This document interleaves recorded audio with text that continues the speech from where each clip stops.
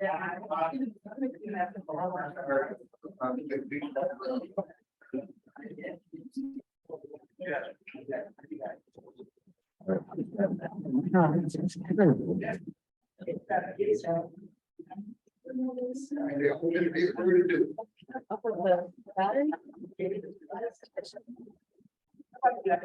it you too? Yeah.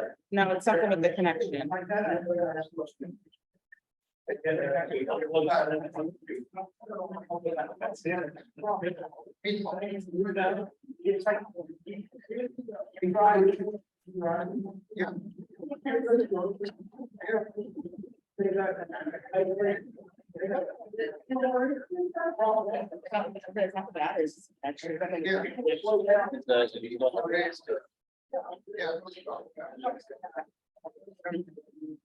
There's our tech. Josh.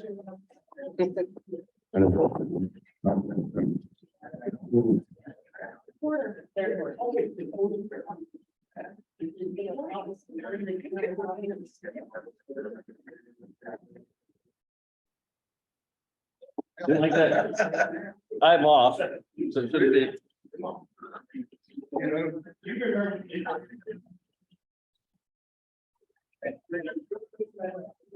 There's the officer. Yeah. Turn out. All right. That. Hold on.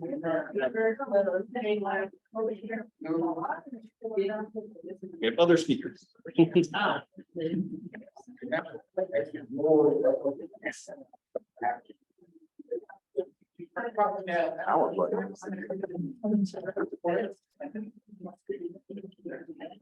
So I can go on back. The port is not a good one. Right now. He doesn't like that. I don't know the speakers are. Sorry.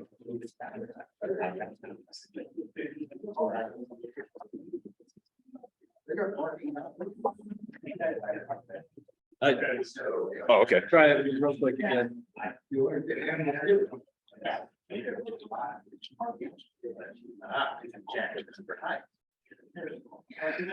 Fancy.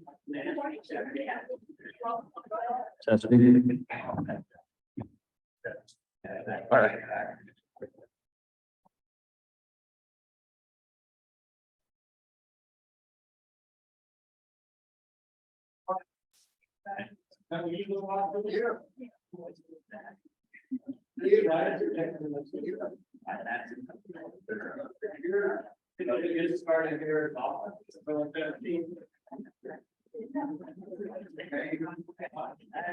All right, how does that sound? All right. All right, we're gonna get started, everyone.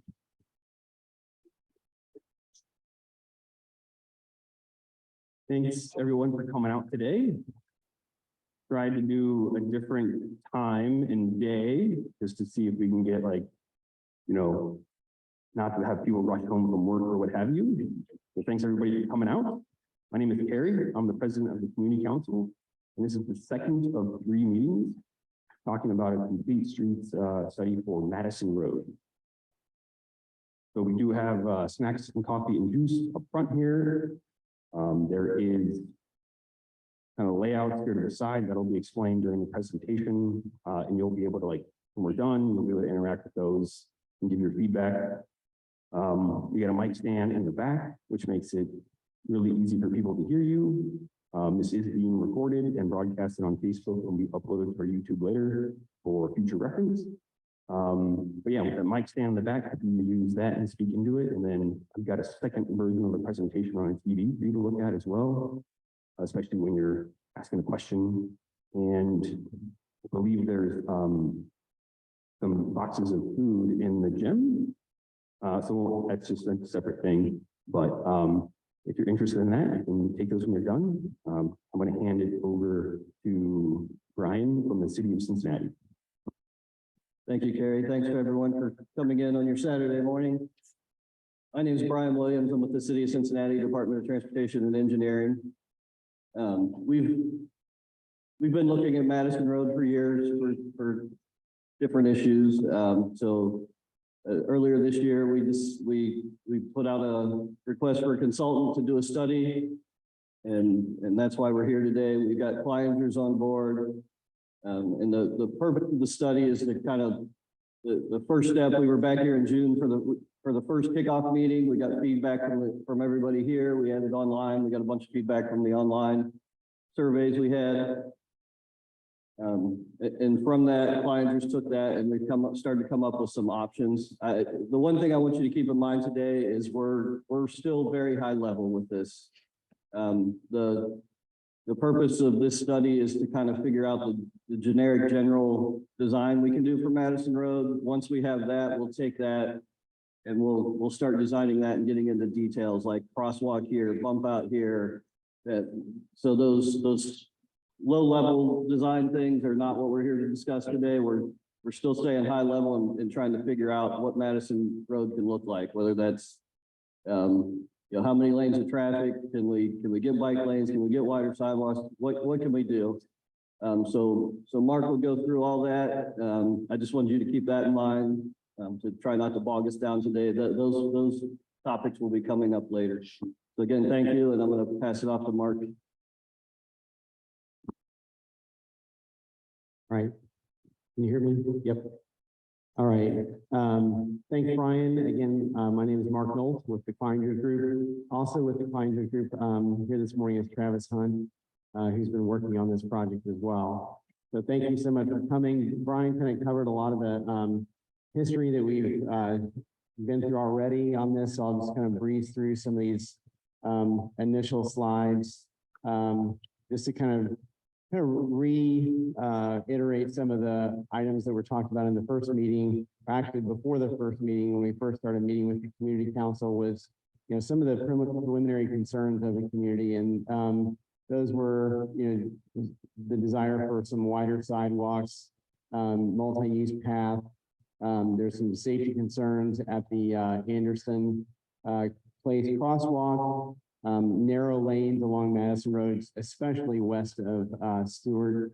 There's been comments regarding the need for some left turn signals. I've heard that even today at Wetzel. And then it's a concern at the Camargo intersection. And then this morning as well, I've heard some comments on the railroad bridge strikes. So I apologize if this is a little washed out here, but just to define complete streets, a complete street is a facility that basically provides for people of all ages and abilities, for pedestrians, for bicyclists, for transit users, and drivers of passenger vehicles. We started off the process and met with the community council. We collected a lot of traffic data along the roadway, existing roadway characteristics, roadway widths, traffic patterns, that sort of thing. We had this another public meeting in June to collect comments from you and to get your concerns along the corridor. And like Brian said, we took that information from the meeting and from the public survey that was online and summarized that. And from that, we developed concepts and analyses that kind of see what might be possible along the corridor. So I just wanted to go through some of the survey results here. Some of this is a little difficult to see with it being washed out, so I'll try to point some of this out here. The first question is, what modes of transportation do you use when traveling along Madison Road in Madisonville? And you can select really all that apply. The bottom number here is 91%, and this is people driving a personal vehicle. And then this one up here is passenger in vehicle, and that's at 44%. So a lot of people riding in cars. And then walking, you have 57%. That's this bar right here. And then we have bicycling up here, and that is at 29%. Next question, how often do you travel on or along Madison Road in Madisonville? And the vast majority of people say daily or almost daily, which is this big blue portion of the graph here. And then every few days is the orange piece, and that's at 18%. So a lot of people use Madison Road pretty regularly. All right, next question is, how safe do you feel while doing the following activities on or along Madison Road in Madisonville?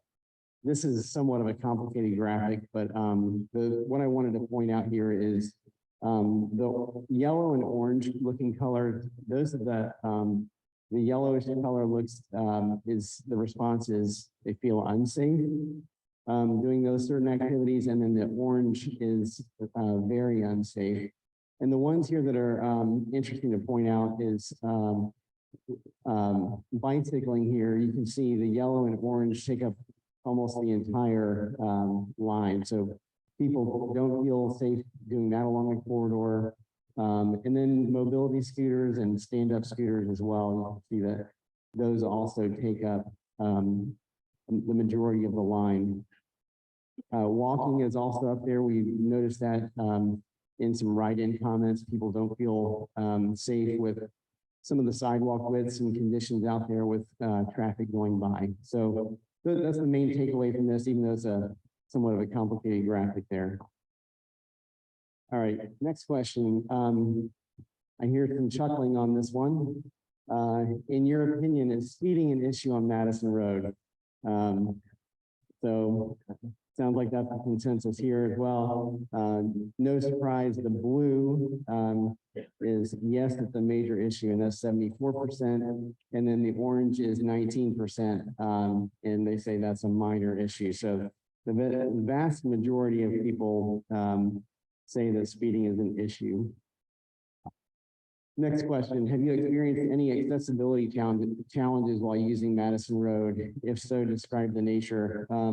The large bar on the left there is pedestrian accessibility, that people experience challenges there. And then comments regarding speeding and heavy traffic. Again, these are, I didn't state this before, but this is some write-in responses that people offered that were outside the click boxes. So people just indicate that with pedestrian accessibility and with speeding, they have challenges there with accessibility along the roadway. Next question, how would you rate the pedestrian crossings on Madison Road in Madisonville in terms of safety? The orange color is the consensus here, which is poor. And then the blue color at the top is very poor, this light blue color. So vast majority of people say it's either poor or very poor. And then the gray color here is fair. And that's on pedestrian crossings. This is a write-in response to the same question. Regarding how would you rate pedestrian crossings in terms of safety. A lot of drivers are ignoring the crosswalks. People don't feel safe with that for obvious reasons. And then the next highest response is that the sidewalks are not safe or well maintained. All right, when I think about crosswalks on Madison Road in Madisonville, I feel that there are the overwhelming response here in the blue is not enough, and that's at 80%. 19% said, and that's the orange, that's the right amount. And then we actually had a couple of people at 1% say there's too many crosswalks. In your opinion, what is the top concern when traveling along Madison Road in Madisonville? And we have the number 2 concern as well, but this is the top concern. And the majority of the people said speeding, and that's the blue portion of this graph. The orange is no safe place for cycling, and that's at 14%. And then the the gray area there above the orange is pedestrian safety at crosswalks. And then tied with that at 10% is vehicles weaving in and out of lanes. And I would assume that is related to some of the lane width concerns that people have talked about west of Stewart. All right, and then in your opinion, what is the number 2 concern when traveling on Madison Road? Again, similar responses to the first one, which you would expect, just different order. Here, the number 2 concern is pedestrian safety at crosswalks, and that's that gray color, and that's at 40%. The next one is speeding, and that's the blue color here on this portion, and that's at 23%. And then the orange is no safe place for cycling. So again, same issues, different orders in terms of concerns. And these next 2 slides are just the write-in responses to those 2 questions. Again, speeding, Madison Road lanes are too narrow is the top concerns, and then number 2 concerns, multimodal accessibility and speeding. All right, and then the last question, do you have any additional comments, suggestions, or concerns regarding the Madison Road Complete Streets project that you'd like to share?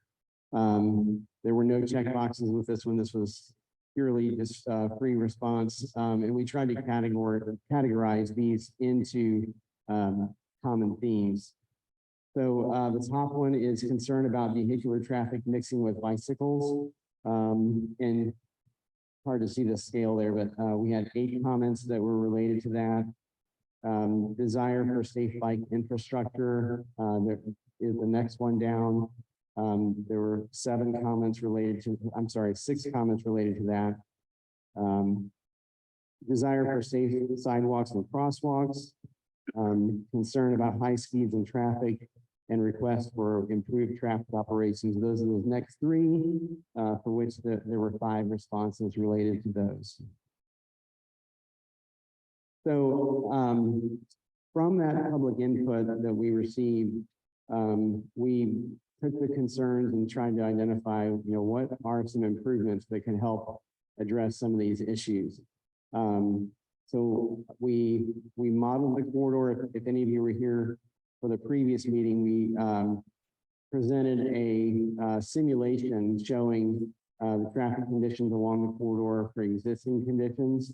And we ran the same model for, for some of these improved scenarios to see how that impacts traffic. So we'll get into that in just a minute, but before that, wanted to kind of show some of the some additional data that we didn't have during the first meeting.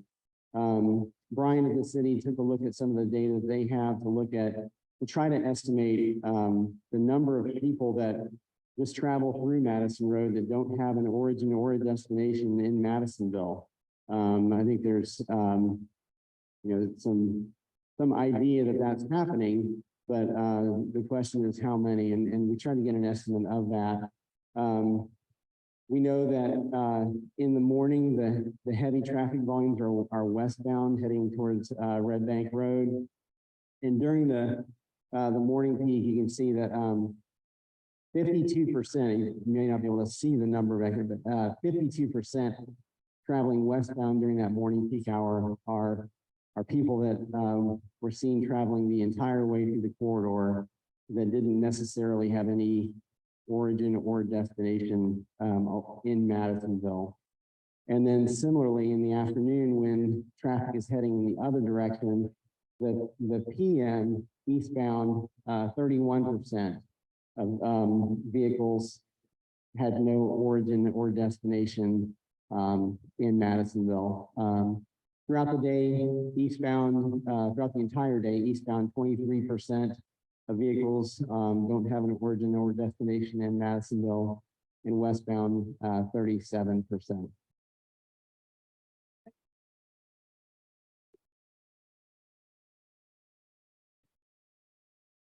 Brian can answer that. The question was, how recent is that data? That, I believe, was 2022. So there, we have just a quick of how we get that. There's a program out there that, a company that we have access to through the state. And they track cell phone data and other data. So we're able to see where people's trips start and end.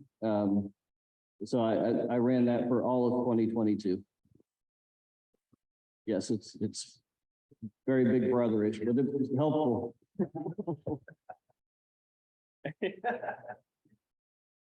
Okay, and this graph just shows kind of the daily typical traffic patterns throughout the day.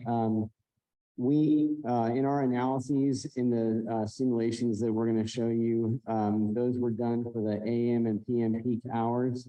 The AM peak hour occurred between 7:30 and 8:30 AM, and the PM peak hour occurred from 4:45 to 5:45. One thing I wanted to point out is after we printed this, we realized that there's an error in the calculation of these graphs.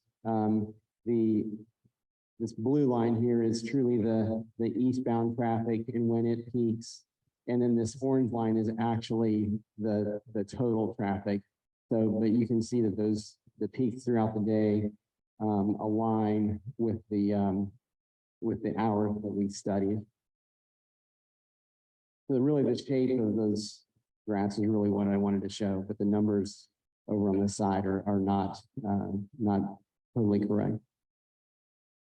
We also looked at historical traffic volumes throughout the corridor. I think there was a question last time maybe about growth along the corridor. So we looked at what's happened in kind of a long view back in the late 60s. You can see that these dots are kind of indicating the average daily traffic volumes along the corridor.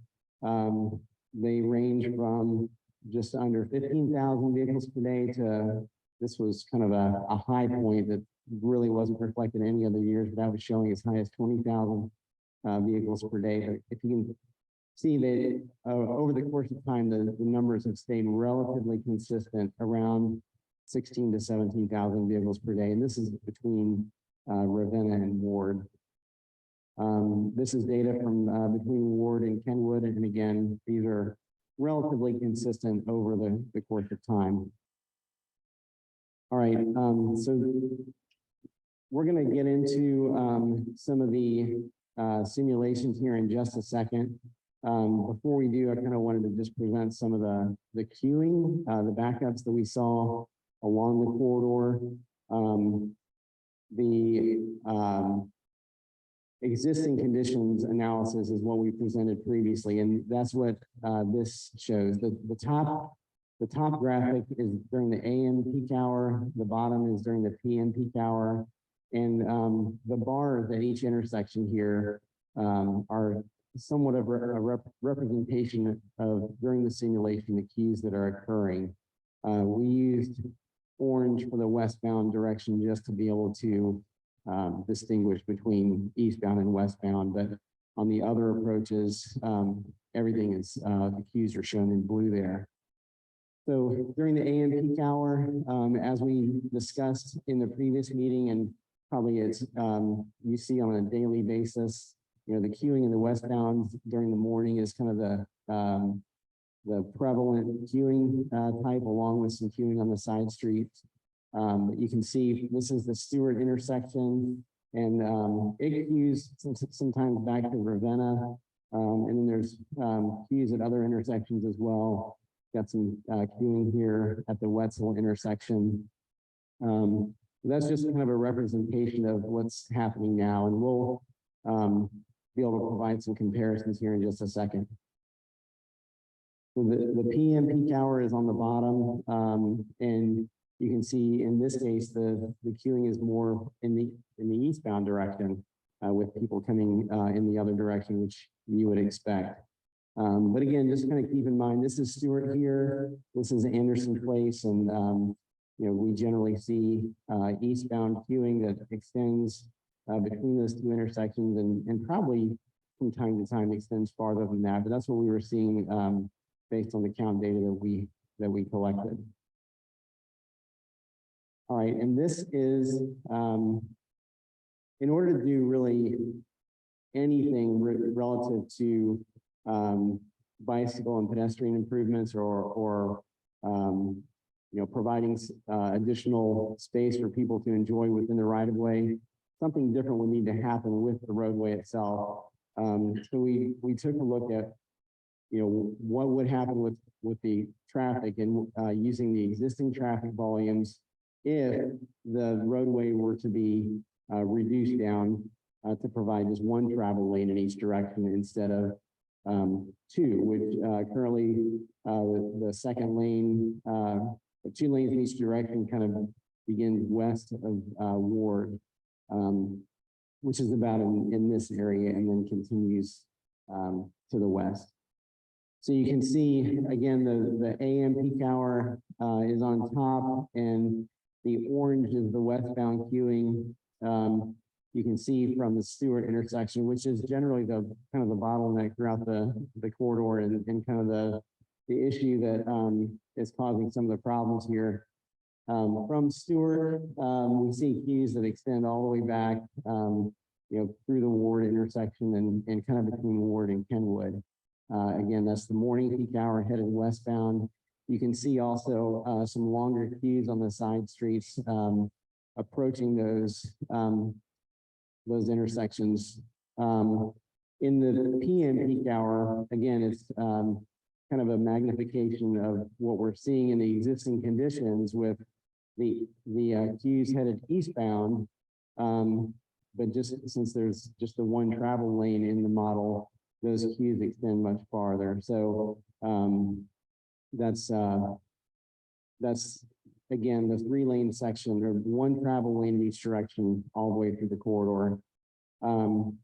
Keep in mind, I guess one thing to keep in mind is that there are, like we are estimating a lot of people that are cutting through and that are not necessarily associated with this area. So, will those people choose to go another route if this route has too much delay for them? I would expect that some will. It's really difficult to know how many would though.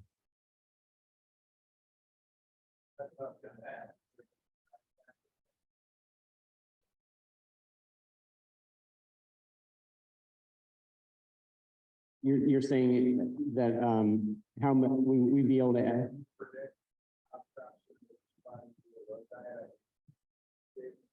Just based it on the traffic now. Not usually how it behaves, is it? When you do a road diet, the traffic does diversify. You're correct. I mean, when you get into that area, you're almost talking about human psychology for people choosing, another route, which is difficult for us to predict. I think aren't there predictive models that can do that? What would you say on that, Brian? There are, we could potentially go to LKI and look at their model, but their model is the level these guys are doing. They're using a model that's very low to the ground and detailed. OKI's model is way up high, so it's kind of somewhat of a guess too. Just from experience around the city, we haven't seen a big significant drop in volumes when we do these road diets. Now, a lot of them are because the road was way over designed to start with, so it didn't need that many lanes. I don't know. I could jump into what we're doing on Glenway right now to answer that, but I don't know if this. So we have a project on Glenway Avenue right now. It was just a rehab project. We were going to rehab it and put back what was there. At the last minute, we were asked what a 3-lane section on Glenway would look like. And so we decided to do a trial there. So when they pave the road, they grind it down. So we have a fresh surface that's grind down so we can change it and kind of test it out. So we did that on Glenway. And we actually had data from right before they started. And then we got some data during the test about a month or so after it went down. And I was surprised the volumes were very similar. We did like 5 locations and like 3 of them were slightly lower, 2 of them were slightly higher. And that was seeing significant delays when we first put it in. After it was in and we made some adjustments with the signal, it kind of started to work better. But so it's tough to tell. I mean, we could go to OKI and get a model, but until we actually put it in, we don't know what's going to happen. So I believe it was what, about 10 years ago at Fairfax, shrunk. Was that Wooster, Columbia Park, whatever that is, down to just the 3 lanes. What has that done to Madison Road? Because I would think that a lot of people have now chosen to divert over to Madison instead of just cutting through Fairfax. Well, as based off, Mark put the historical count data up there. And we have had some of those, since, and you had the data you guys collected, was that added on here? That was not on here. It's not on here. But it's pretty consistent with, so it looks like minimal, if any, impact. Okay, and then the other thing was actually interesting. A few weeks ago, I was over in Marymount, or whatever it is, over by Kroger McDonald's, and I had turned on my Google map to get me to where I need to go, which included getting to 71, and Google Maps actually directed me to Madison Road instead of just right down 50 to Red Bank to 71 more. I don't know if that's connected at all. I don't know. I'm sure it is. The mapping devices will cause some problems for us, but. Well, the obvious concern of the road diet for Madison is that traffic starts using all the residential areas around it, which would impact them negatively. That's a concern anytime we do that. And I think Mark will go through here and then we can maybe jump back to some of these questions and get better answers for them.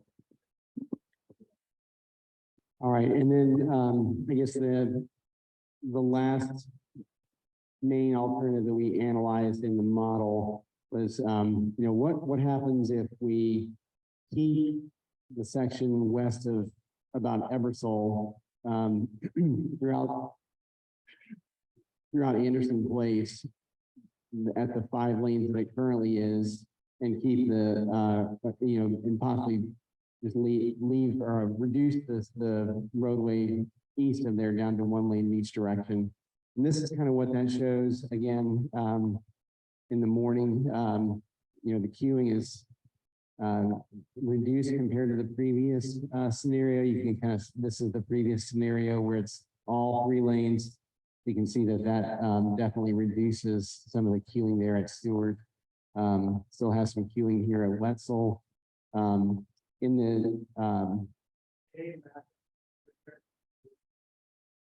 Yes. That is correct. Okay. Let's have to see on the screen. And then again, the bottom graphic here is the PM peak hour. And some of the queuing that we saw, this is a previous scenario. Some of the queuing that we saw here starts at the Wetzel intersection. Again, we're still seeing some of the same queuing there, which extends back to the Stewart intersection, which causes queuing beyond as well.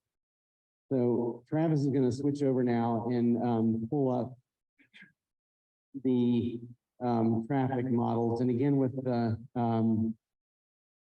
we might need to zoom in fairly close here to see some of these simulations, but with the brightness on the screen, I think it's a little difficult to see. So this is the existing condition simulation that we showed in the previous meeting. So if you were here before, you may have seen this, but this is the AM peak hour.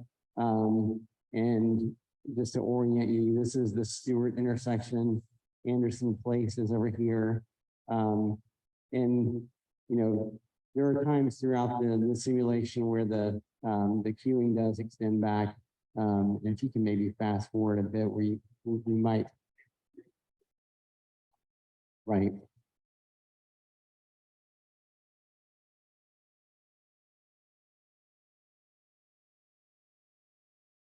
yeah, you can see some of that traffic building up there, and that does at times throughout the simulation extend farther back. And then looking further to the east, you kind of see the Wetzel intersection here. We saw some cues on the side street approaches, particularly on that northbound approach there. You can see some of that queuing here with some of the vehicles waiting. And then farther to the east, looking maybe over all in the 2-lane section all the way to Camargo, we do see some queuing from time to time for this northbound left. And sure if you travel that way, you probably experience that as well. Now we'll go and look at the 3-lane scenario for the AM peak hour. So we can directly compare to that first one.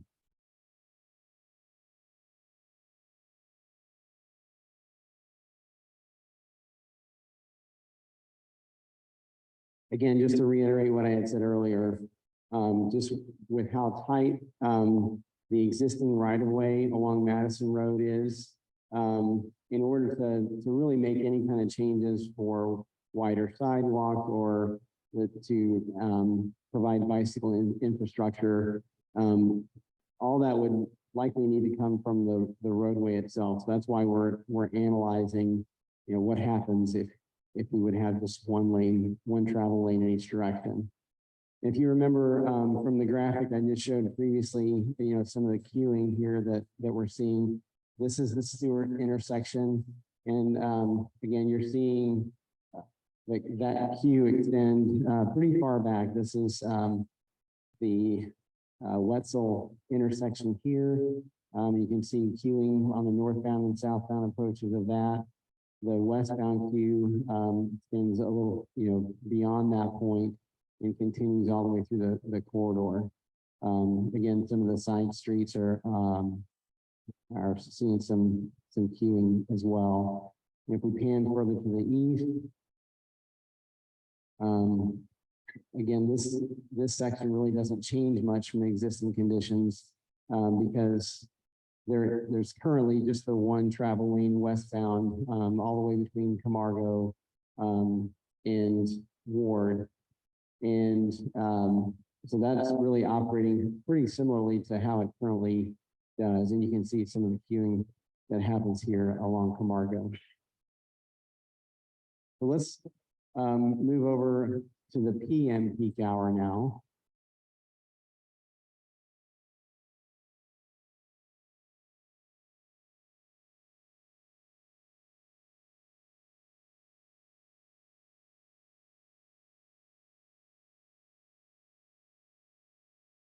This is the PM existing conditions model. Again, this is the one that we showed in the previous public meeting. And you can see here, eastbound traffic is definitely heavier, heading away from Red Bank Road, and we see some more queuing in that eastbound direction.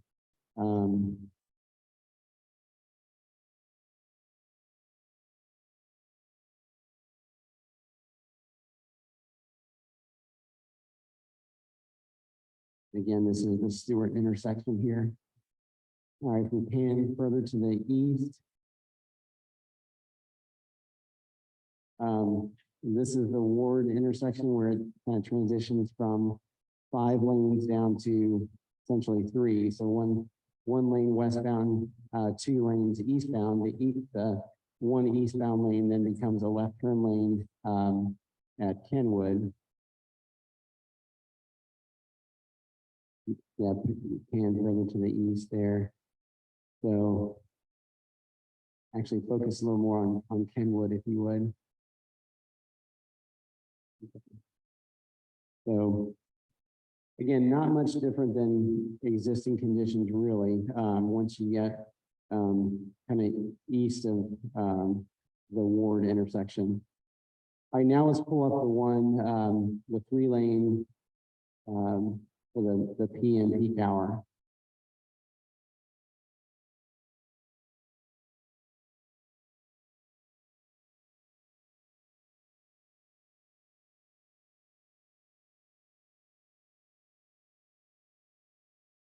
All right, again, the issue in the PM peak is the heavy volume that is traveling eastbound.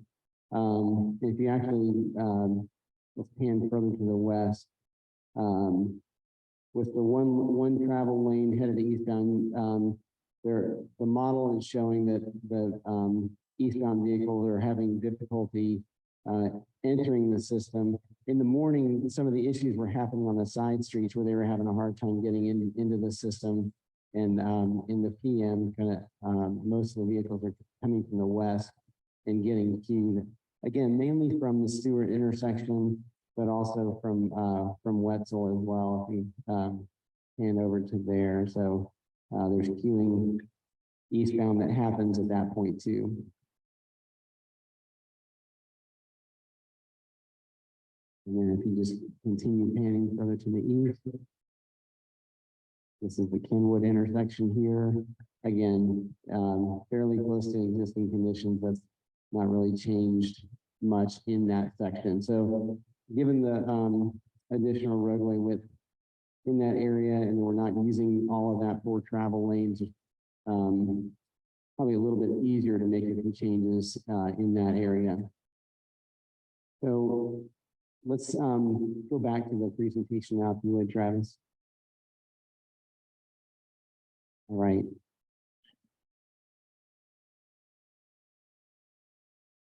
So using the information that we can see from those simulations, we put together some concepts to try to get an idea of, all right, if we're going to do something to provide some bicycle and pedestrian infrastructure and try to make this corridor something that's more usable by everyone, what are those options? And those options are, if you spend some time as you came in looking at the boards, these are the same options that we're going to be talking about here. Again, the roadway, the changes that we made, they, for the most part, show at least a 3-lane roadway section. We have the existing conditions up here as well. We have a 3-lane roadway section that essentially provides the same travel width for those 3 lanes. And we also provide a minimum sidewalk width that meets city standards. So in a lot of places, it's wider than it currently is. When you provide that sidewalk and you provide the 3 lanes, that leaves additional space that you can do something with. And so those are kind of where these options come into play. So this is the first option that's over here. It's the pink option, and it's essentially the existing roadway conditions with 2 travel lanes in each direction. And as was noted in some of the public comments that we received, it's got narrow sidewalks in some areas, and also narrow travel lanes. So I guess one benefit to potentially doing a reduction in travel lanes is to be able to provide a little bit wider travel lanes as part of it, even though the number of lanes is reduced. The next option here is just a traditional on-street bike lane.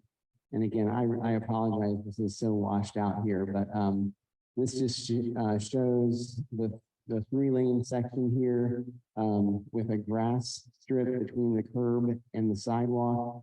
There's an on-street bike lane, 1 lane in each direction.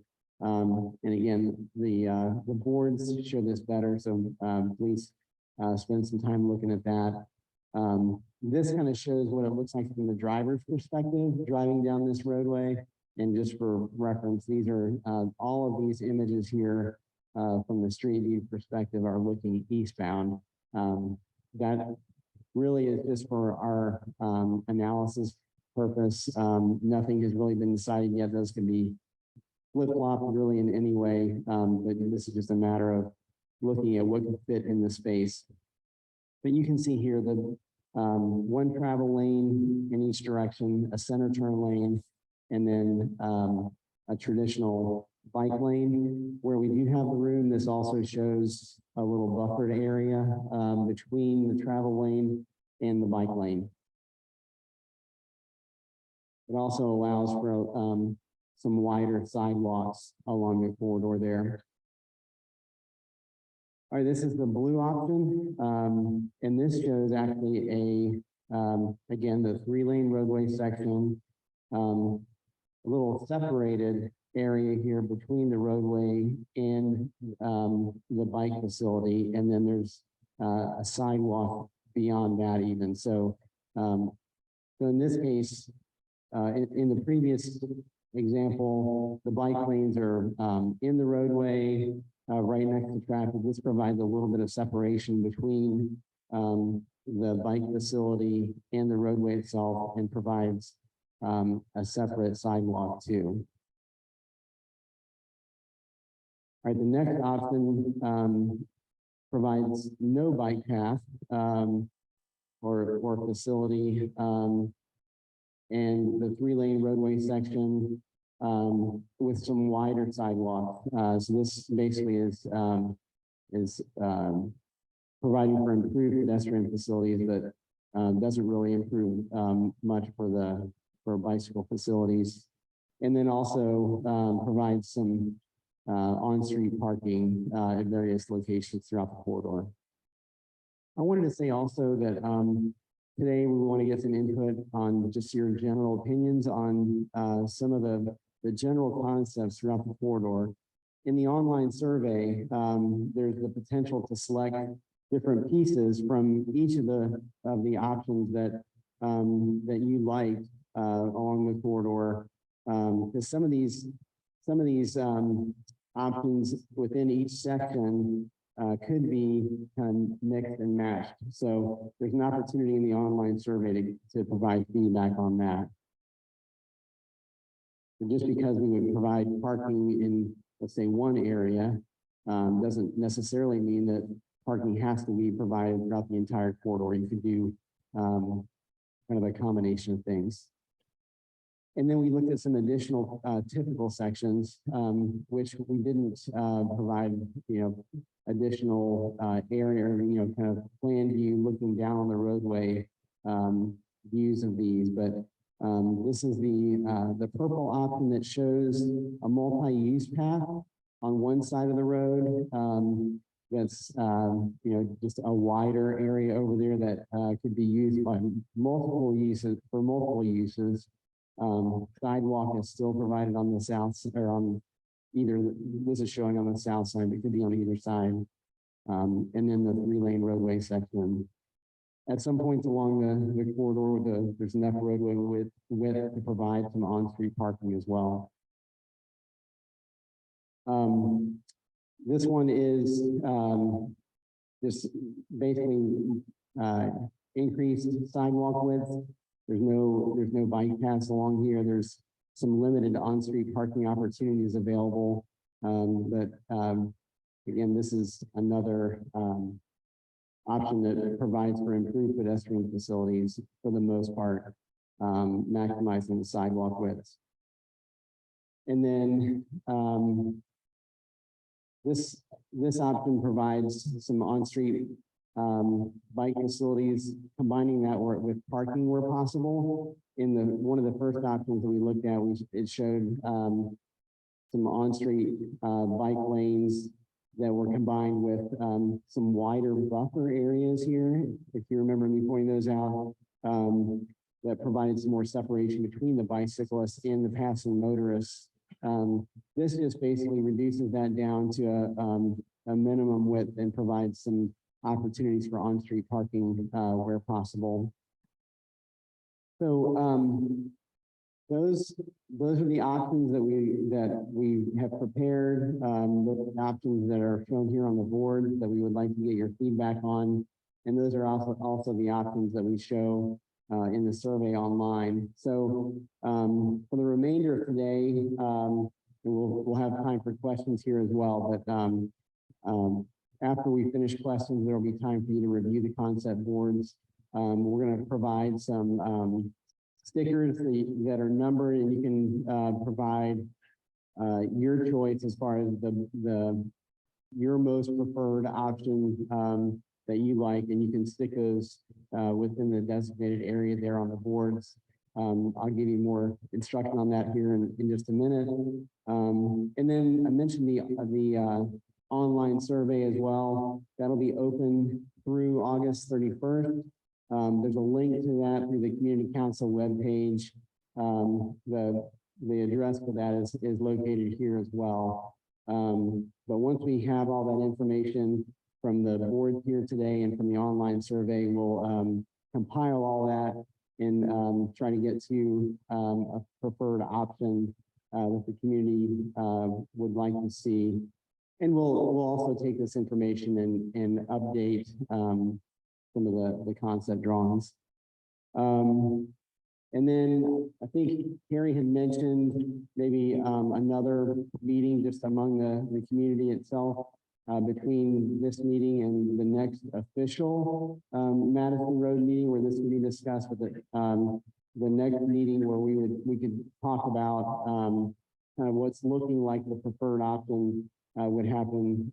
Right now it's scheduled for October 26th, where we would present a summary of what we collected here today in the next couple weeks and provide the recommended roadway section.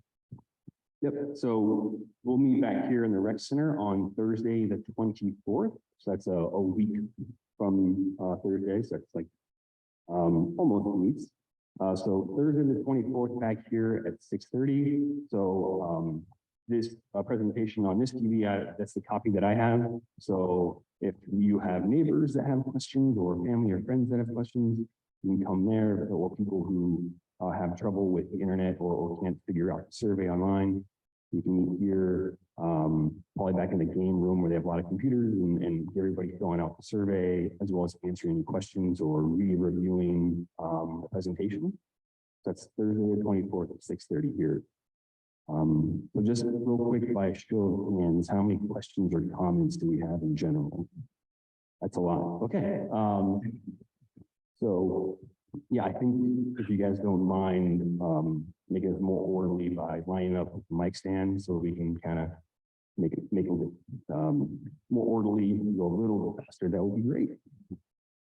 And then I can, if there's a specific slide that you want to refer to, I can switch to it on the TV.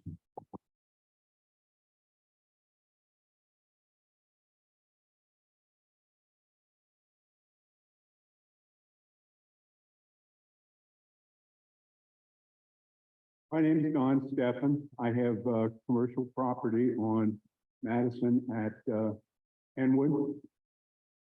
There are a number of commercial retail properties along Madison Road, mid-block, that do not have their own off-street parking. Does the city have plans to take some properties by eminent domain, create some municipal parking in those areas? If the selected option does not have on-street parking? Thank you. I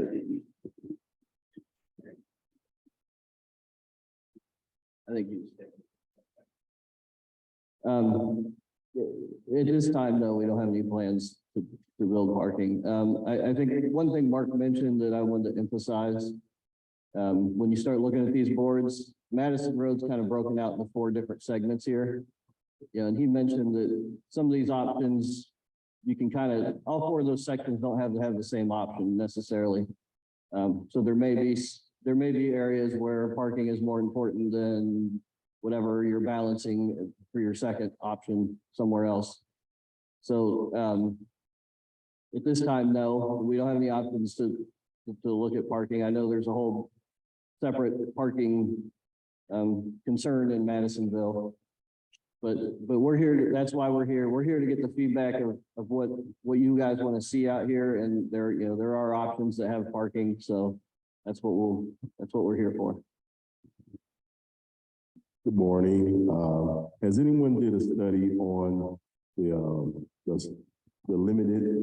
smaller width you need, actual metro bus to get through Madisonville? Because I know it's going to be school coming up for the kids, and also people that actually use the public transportation, and what's their minimum width they need to get through Madisonville.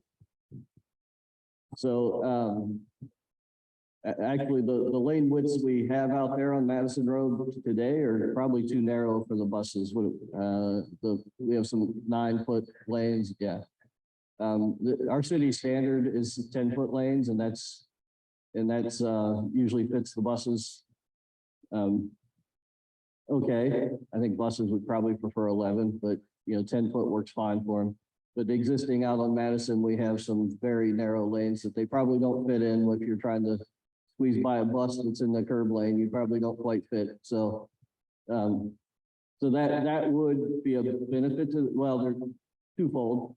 The 3-lane section will have wider lanes, so the buses will fit better. Now that bus will have to probably stop, and if there's no parking lane, that bus will have to stop and block parking while it's loading and unloading. So there's pluses and minuses there. Something to think about when you're looking at the options. But we can, like I said, we've been doing these road diets through the city, and most of these streets have buses on them. So we have some ways to kind of design those bus stops or work with sorted to move them to a better location where we can better accommodate the bus. So, but again, things to keep in mind as you're looking at the options. Mike Ty, I got a couple of comments here, questions.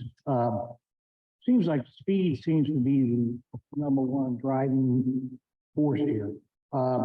Is there option of leaving the lanes alone and trying to get some kind of like raise the sidewalk by Parker School, like they got in Oakley? That would slow people down. They have radar signs. And then finally have enforcement. I mean, what's wrong with having some enforcement out there on speed? I'm retired highway patrol. Highway patrol, you got on the interstate, let's enforce it. But a couple of weeks ago, we had a tragic accident down on Red Bank Road. Two people died. We had an absolute disaster in Madisonville. I stood out in front of the railroad tracks because everything was moved. Stood out there, you had traffic backed up with tractor trailers. We need to think outside our little world. I think before we proceed, and we need to get a hold of OKI. They need to be brought in on this. But is there an option other than going from 4 lanes to 2 lanes? Could leave it alone and then enforce it? There, and Mark covered it, there is an option with the existing option, which would be essentially leaving it what it is today. So that is one of the options. Okay. And as I mentioned before at the beginning of the meeting, we're high level here. There are a lot of things when we pick one that we can get down as far as traffic calming and safety features that, once we have this figured out, the next step will be getting into that. So we've been, whether it's raised crosswalks or speed cushions, any of the stuff we're doing throughout the city, those all apply to whatever option we pick here. We'll be able to get into those details after we get through here. And I understand when there's a issue on Red Bank or maybe even 71 that Madison's probably worse than a typical day, but I don't think we want to design to those one-off crashes on Red Bank or Madison or 71. We want Madison's going to be in those instances. Madison's going to be a mess no matter what we do with it. So rather design it so it works every day for the neighborhood. Well, finally, there's going to be 1,500 new jobs out at MedPace, and that needs to be brought into the equation. These people aren't going to be using Metro. They're going to be driving individual cars. So you're going to have 1,500 more cars down there. So. And that is a good point. And MedPace is doing a traffic study for their, and I mentioned this first meeting, I probably should have mentioned it again. We're having flyers look at Anderson Place to the east. And part of that reason is because we're making MedPace look at their site at the western section between Red Bank and Anderson. And it'll be up to the city to make sure those two work together and marry. But kind of getting into that when we were talking the cut through traffic and stuff, what a long time ago when we looked at those historic counts in the 60s, where MedPace was there was a lot of jobs there back then. And the volumes on Madison were roughly the same as we're seeing today. So how big of an impact will that be on people coming from Madison? cutting through all the way, I don't know. And you know, looking at the map, obviously, most of those cut through people are probably Madeira and Indian Hill trying to get to 71 in downtown. You know, to the question of will they divert, I can't really answer that until we do something, but they have other options. They might not be as convenient, but Madison Road's, if they're getting back up on Madison Road, maybe those other options become more convenient, so. On the police part, just the way the staffing levels at the police department, they basically spend most of their time on calls of service, like 911 or 311 complaints or dispatch calls. So it doesn't look like any time in the near future that like they'll do blitzes, they'll do surges of traffic enforcement, but it doesn't look like that they're going to have the numbers of police officers to regularly do enforcement like we see next door in Fairfax and like Marymount. It's just doesn't look like the numbers support that, and doesn't look like the political willpower exists to hire enough cops to get to that point. So that's where the design kind of gets emphasized a lot more these days. Right. Hi, I'm Darnell. Have you thought about the school, the traffic for the kids trying to get here and they'd be late? Because when there's an accident down there, sometimes the bus gets stuck there and the kids are coming to the school late. So I think we need to look into that too, about the school that's right there on Anderson Place. One of the things that the city asked us to do when we started the project was to make sure that the traffic data we collected as part of the project was done during school times. So, you know, schools were in session at the time. Those volumes are in there. You know, certainly understand those times where kids are running late or whatever. But those volumes are in the model here.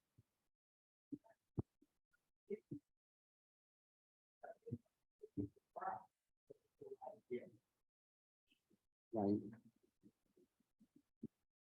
And that's, the signal request at Anderson and Madison has been around for years, and that's definitely something we'll get into when we get into the detailed design.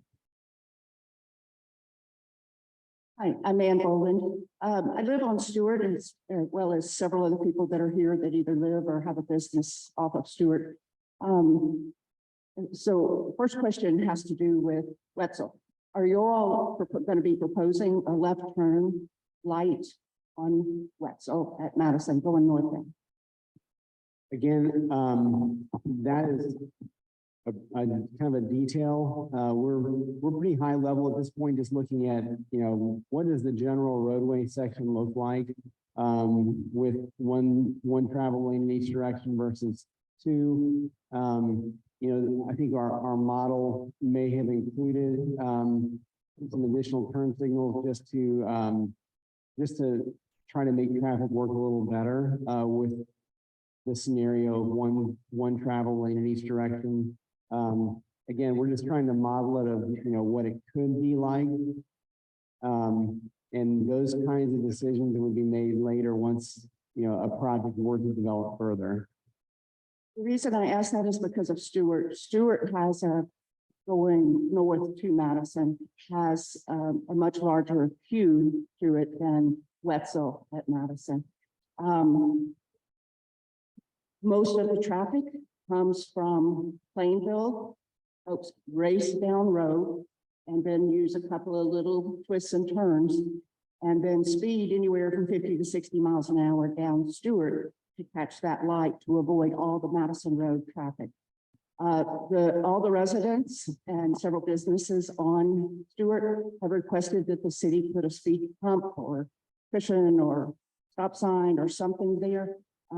We understand that one of the proposals is to make the south side of Stewart, south of Madison, a one-way street. And we're very concerned about that because that's just going to make it more of a raceway, no matter which way you go.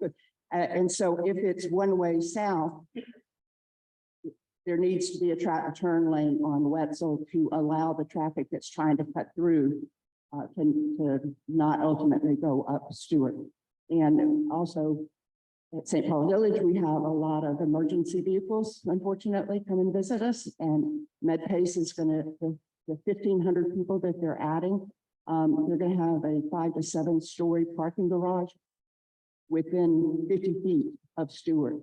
And we have a lot of MedPace traffic coming in from both ways. So between MedPace and St. Paul Village,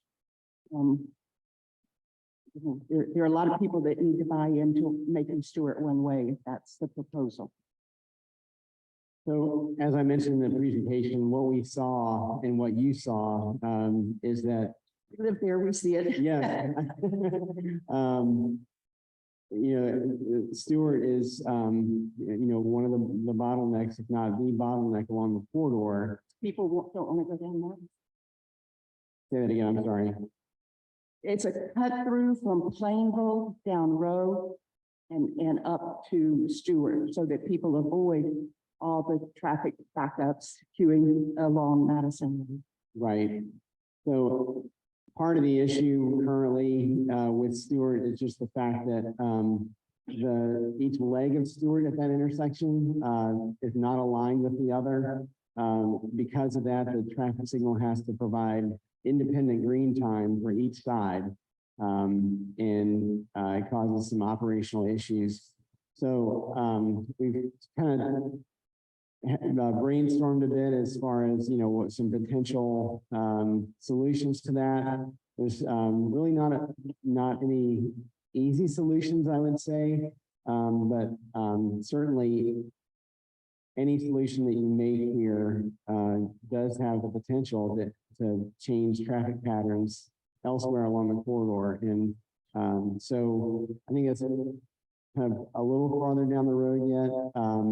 That, once a decision is made regarding this intersection, if there are changes here, there would need to be some consideration of other items that would need to happen along with that. Hello, my name is Kathy Cunningham. I'm the president of Queen City Bike. We're a local nonprofit, 100% volunteer organization that works to promote cycling in our region. So I personally live up the hill in Pleasant Ridge, but I ride down through Madisonville a lot. It's a beautiful community, and this issue, generally affects our constituency. I just want to make a quick comment and have a few questions as well. The comment is that all of us in this room have lived through a long period of time where road design is focused on moving cars through quickly. But now that we've been doing that for so long and building our roads to these high speeds and high capacity, we're experiencing more of the downsides, which is these fast roads are really dangerous and they're really unpleasant and not good for businesses, and people feel stressed by all the noise and all the danger. There's definitely a role for enforcement, but enforcement is really expensive. City budgets are really stressed by the costs of enforcement. And the other kind of cost, of course, is societal, and enforcement, unfortunately, has a lot of problems around equity and safety for vulnerable groups. So I really want to applaud you all for looking at the design approach. This is really the modern practice of improving our streets for safety and for lower speeds. It does involve a little bit of an adjustment in mindset, because as we think about some traffic queuing up or some higher volumes, we think, well, that's a problem, but actually that's kind of the point, which is it slows down traffic. And when you have one lane in each direction and you have people moving through, you don't have the opposite person who's like weaving between lanes and blasting through there at high speeds. So the design actually helps create that lower speed that is so beneficial to all of us as pedestrians, as bikers, as business owners, restaurants. It's 24/7 safety at no additional cost. So these complete streets are calm streets, and calm streets save lives, and calm streets actually cost less money. They don't require as much enforcement. They also don't require as much repair because, when was the last time you saw a pothole on a sidewalk, right? It's the road traffic that's causing all of that damage to the roadway that is also more expensive to repair. And I think we all know our city has a lot of challenges with having enough money to repair our current roadways. So once they're built, they're safer and they're less expensive, and they build wealth and value in the neighborhood where they're created. So that's my comment.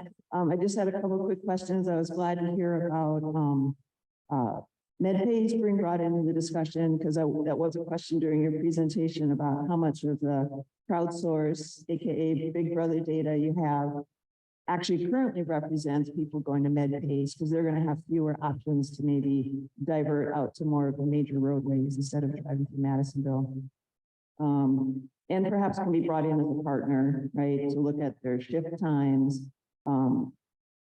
strong promotion for people to use active transportation or metro public transit to get to their site.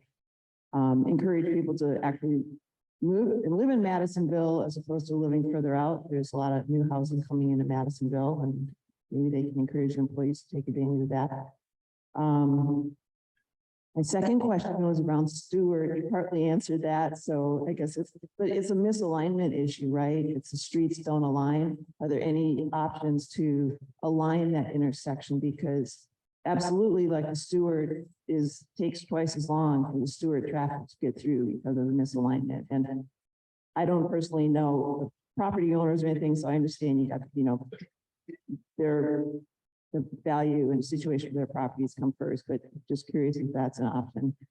And then the final question is, Madison Road corridor is fairly short. So when we're thinking about queuing, it looks a little stressful on the model, but I believe it's less than a mile. And so if a person is driving through, I'm just really curious how much time that actually adds to their trip. Like maybe it just adds a minute to their trip, which is really not a big issue. And it seems like that's a small impact on drivers relative to all the benefits of safety and economic benefits for the neighborhood. Oh, and real quick too, I have studied this issue a lot. So if anybody wants any data or studies or anything, please catch me afterward because I'm happy to discuss it more. To answer the Stewart question, yes, that is the problem in the network because it's offset. We don't have the ultimate solution to that would be to line it up, but we don't have that. As you mentioned, we'll take part property to do that. And we don't have any plans to do that. So there are, as Mark said, we've brainstormed some other ideas to maybe make it work better. None of them are great or easy solutions, or we would be talking about them in a little more detail today. So, but no. And then what was the question after that? Oh, the delay along Madison Road because it's a short. You're right. And again, I'm going to keep referring to Glenway because it's a kind of a test case we have in the actual field right now, and it's similar to Madison Road, but it's a lot longer corridor. We did see backups. Initially, we were seeing delays as long as 15 minutes to go, but that again, a lot longer, 2 to 3 mile section. We got that down to about a 5 to 7 minute delay after we tweaked some signal timing and got everything working better. So yeah, the biggest thing I see on their model that concerns me is we got to make sure we're not backing up in the Red Bank Madison intersection because that would cause some major issues. Other than that, if myself and these guys, we don't live or work in Madisonville, so I'd love to visit, and I'm going to make sure Kate tells me where those croissants came from so I can go get some when we leave here. But that's why we're here. It's up to you guys. What do you guys want, and what can you guys live with out there? And we're trying to give you the data to help inform you make those decisions. Will it be as bad as their model? We'll do our best to make it not be, and hopefully some of those people divert. But I would say that's probably a worst case scenario. of what they're showing. But that's why we're here. What can we do for you guys, and what do you guys want to see in your neighborhood?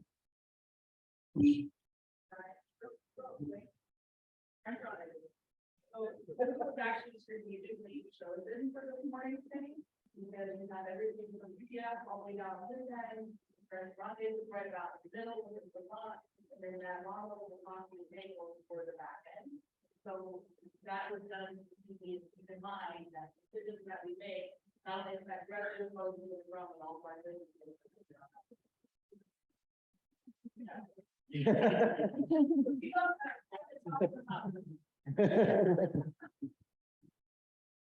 I'm Jackie.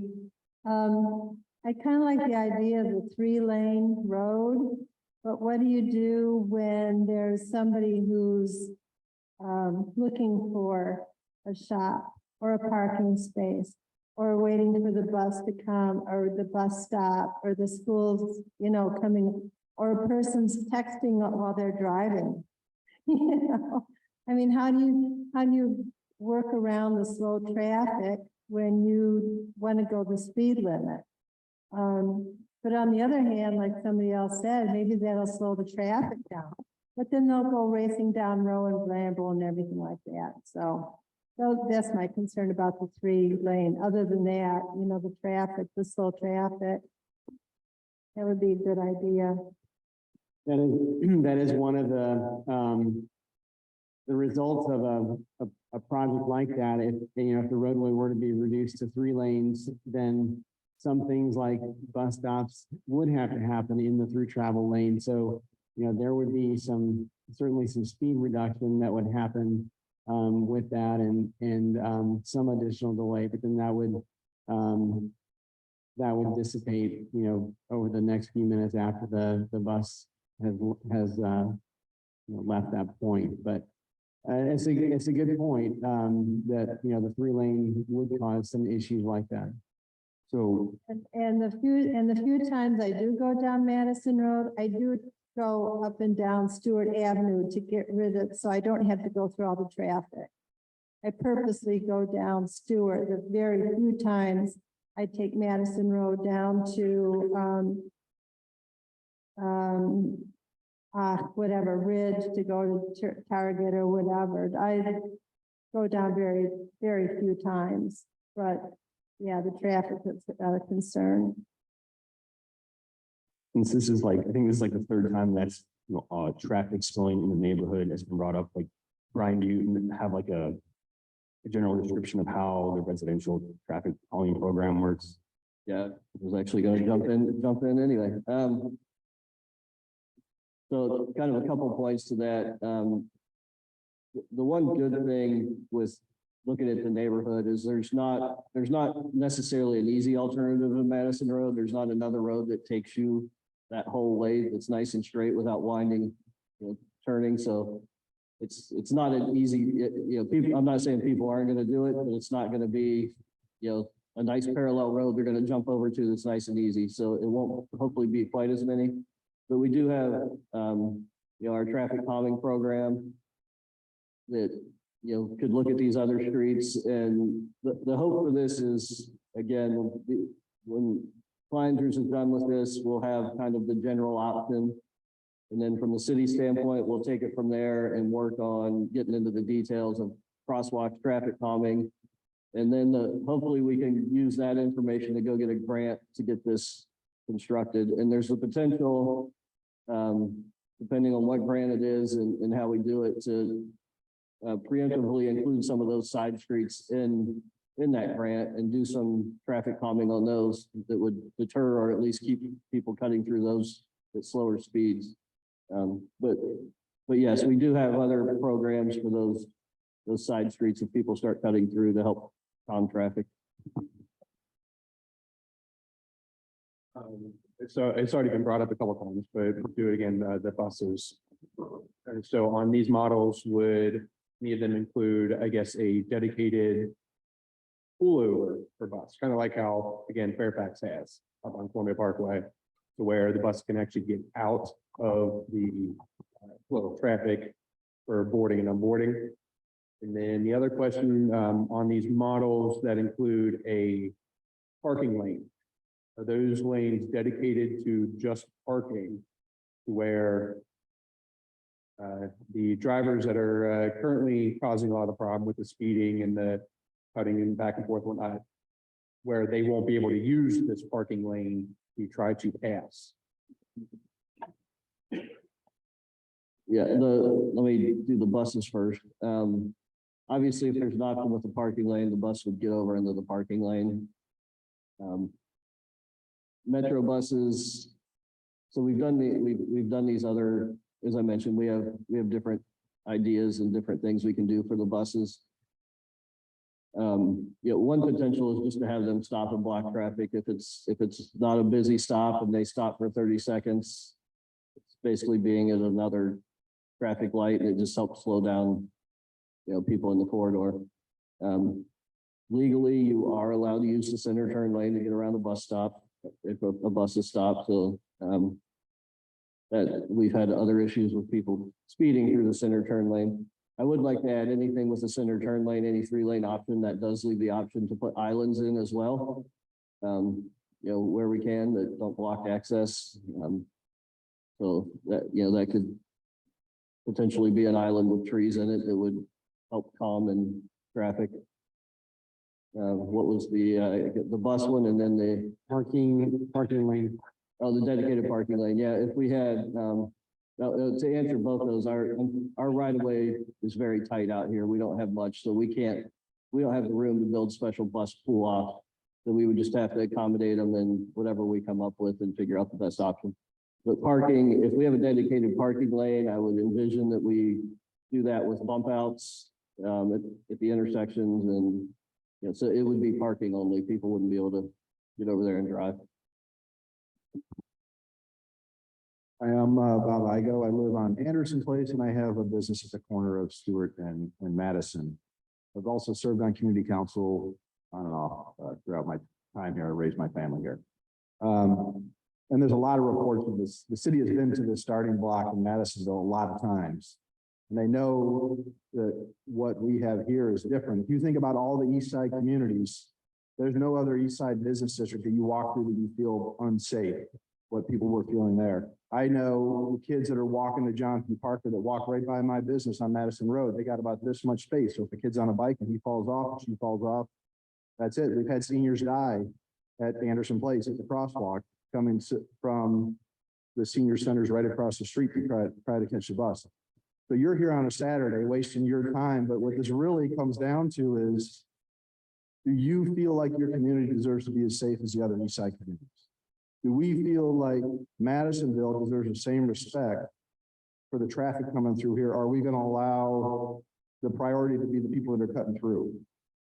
Because I feel like we deserve wide sidewalks. We deserve our kids and our seniors to feel safe on our streets.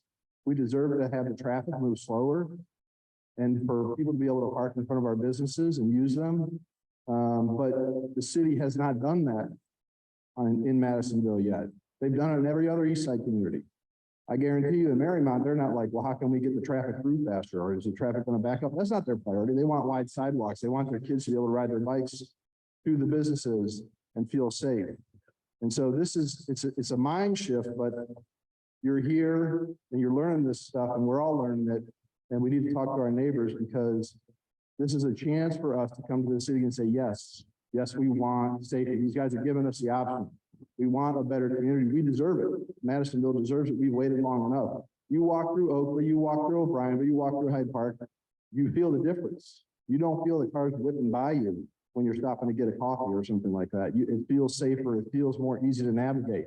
You're not worried about your 5-year-old running down the sidewalk. Here in Madisonville, the moms, man, they got a death grip on their kids when they're walking down Madison Road. And so I encourage you all to push for this and to kind of move past the thoughts of, well, is the traffic going to back up? And I do encourage you guys to, let's get some more predictive models on the diversity of traffic, what this really looks like, because what we're really looking at is the worst case scenario here, which is beautiful designs. Thank you for bringing this forward. I think they're all awesome except the existing condition, but this is long past due. We deserve better in Madisonville. It's a great place. It's been a great place to raise a family. And we deserve to have the safety to walk down our roads and feel safe. Thank you. Hi, Anna Albee. I feel bad going after that because that was such a great speech. But to double down on that, if we all say here our priority is safety, then we need to make decisions that prioritize safety, even if that comes at maybe a little less convenience. To that, I'm a big fan of the multi-use pathways that you've proposed and what that could mean in terms of accessibility, both for, pedestrians, people with strollers, people who have wheelchairs, automated wheelchair cyclists, all of that. So one of my questions would be, from the city's perspective, does the city then have a plan to maintain and keep those up to date to ensure that, if there's like essentially a pothole or something that happens on that it can get repaired, so those can be continued to be used? Had to ask that question.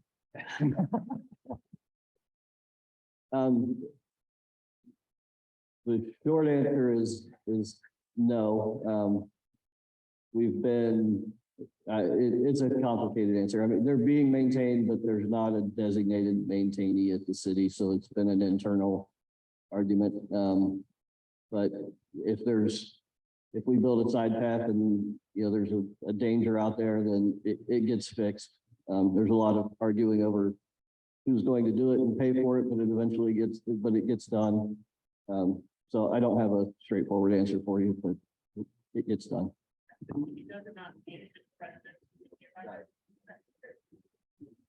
That's another complicated,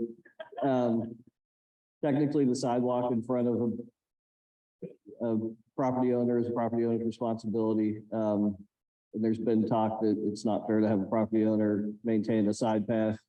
We don't have many shared side paths that are in front of properties. Most of them are trails that are kind of off. So I don't have a good answer for that, but ultimately, those are things that have been being talked about for years, and we haven't come up with a good answer solution. So we're still working on that. And like I said, usually stuff gets fixed after some internal arguing over who's responsible to pay for it, but it gets done.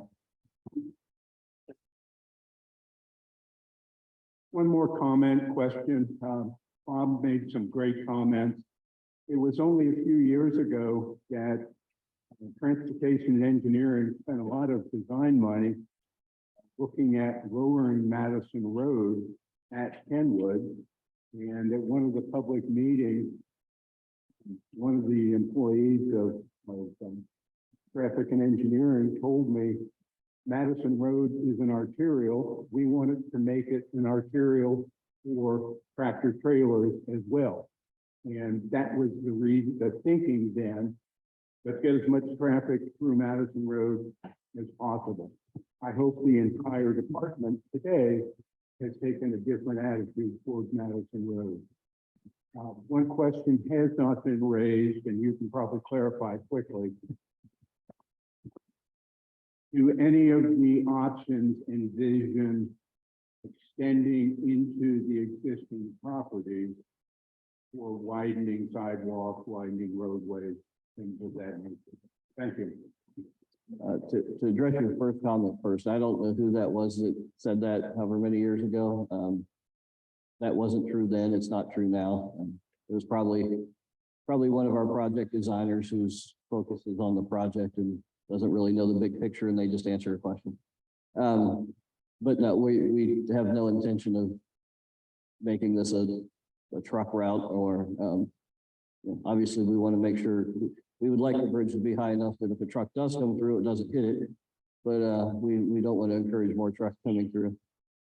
None of these options take property. For the most part, if we had to take property to make it, if we want to make this ideal with perfect lane widths and fit everything, parking, bikes, nice sidewalks, we would be tearing down half of the road, the buildings on half the road. So no, none of these options take property. We're trying to stay within the existing right of way.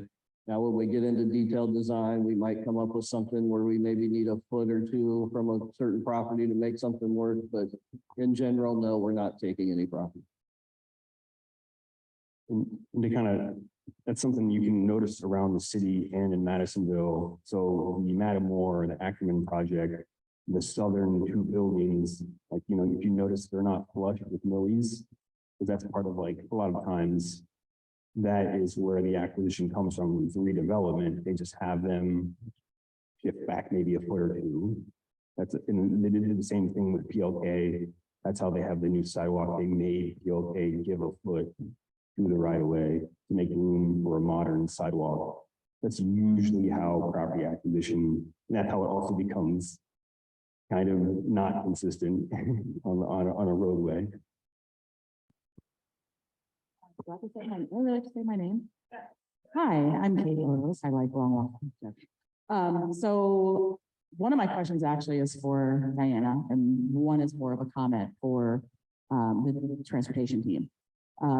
So as I'm standing here in the back, I'm getting the text message telling me what my kid's bus route is for next week. And I laugh because for the past 3 years, I've driven my child to school in the morning, and then she walks to the library most days after school or after school programming.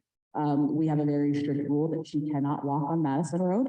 She actually discourages her friends from walking on Madison Road, to Bob's point, because they're kids and a small shove can be a catastrophe.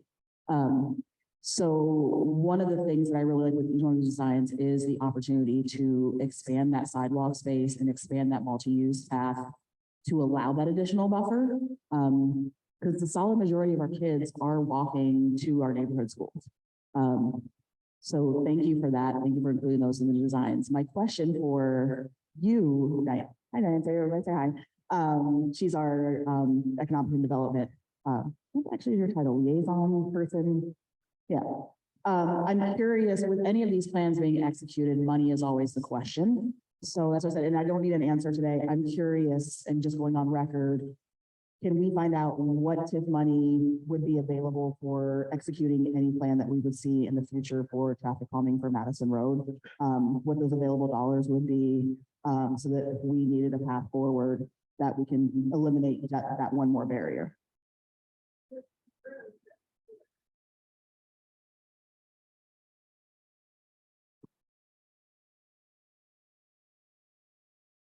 Hi, everyone. I'm Diana. So the TIF balance we can share with you guys. It's updated, I think, once a year, but that's really the purpose of the TIF dollars, is to make investments in public infrastructure. But that would have to be a request that comes from the community, of course. And then Brian's talked about, you know, other grant opportunities that are available that he's more aware of than we would be, but working together, we could piece together funding plans to begin to implement these projects. Yeah. Oh, and I'm sorry, I was just gonna say, I have no idea how much is in your TIF, but that would be, usually that's a great pot to use for the detailed design and as a match to whatever grant we're able to secure. So I actually have a question for you. So I noticed that on some of the options, there's some of the extra space is given to the sidewalk without a designated bike infrastructure. And so the sidewalk ends up being more than 10 feet wide. So what's the legal classification within a multi-use path versus a sidewalk?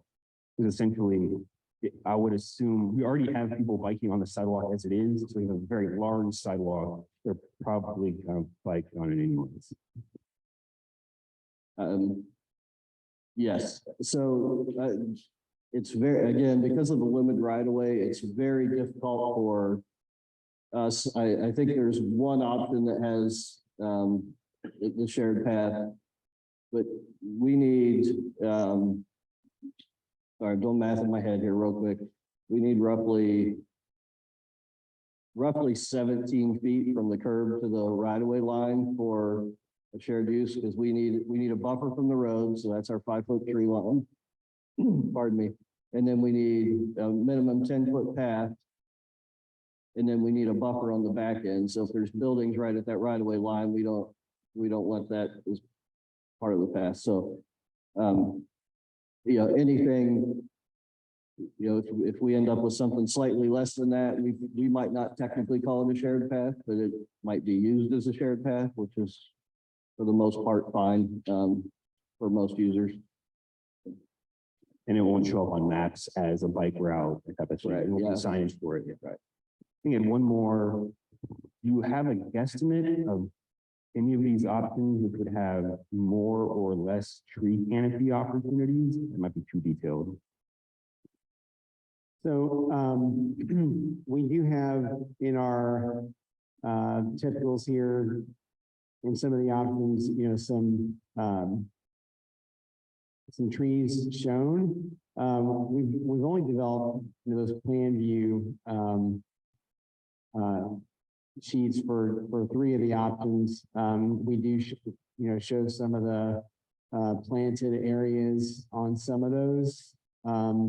But we haven't looked too closely at that yet, but there certainly are opportunities for that in some of these concepts, whether it be, you know, a linear planted area that, you know, more could go in that than just trees, or, you know, could be just tree wells here and there. But there are certainly opportunities for that.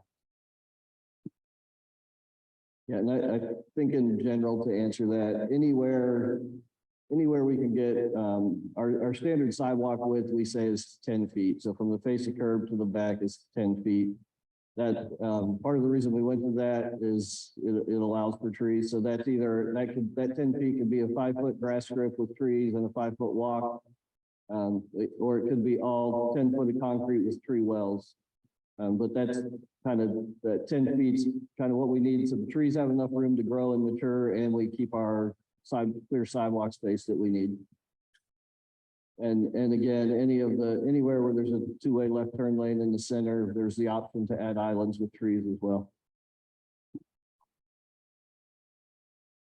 So I think we'll still be around here during this, you know, for the next, you know, period of time here. Like I mentioned, I've got stickers that I invite you to come up and grab one.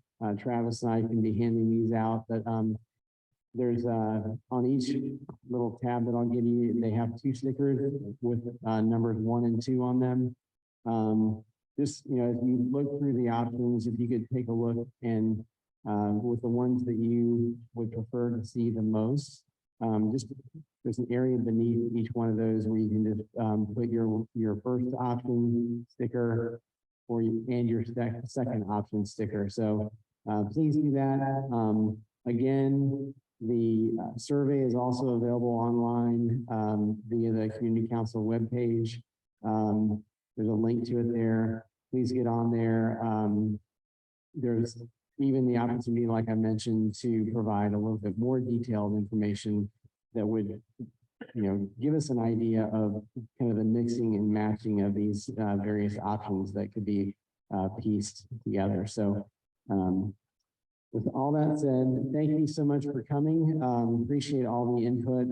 And like I said, I'll be up here, Travis and I will be up here, and feel free to grab a sticker. Thank you.